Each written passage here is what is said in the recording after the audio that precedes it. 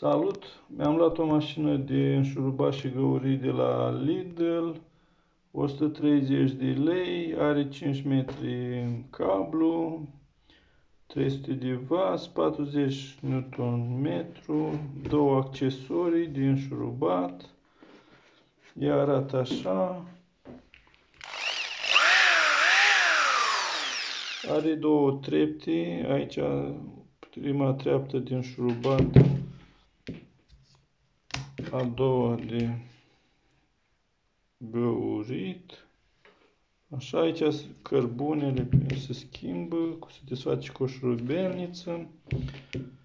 Asta e capul pentru găurit. Se trage de el. A intrat. Maxim burghiu de 10. Aici cam asta e. Pentru hobby e bună. Să ai în casă un șurub, o mobilă, ceva.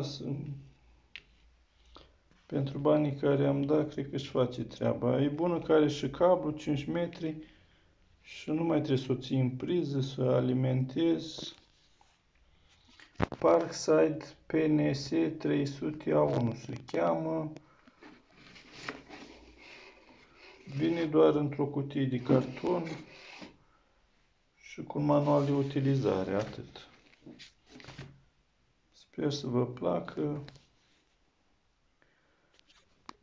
Are 700-800 de grame, 1 kilogram, nu știu cât are, dar e grea. Pentru hobby e foarte bună.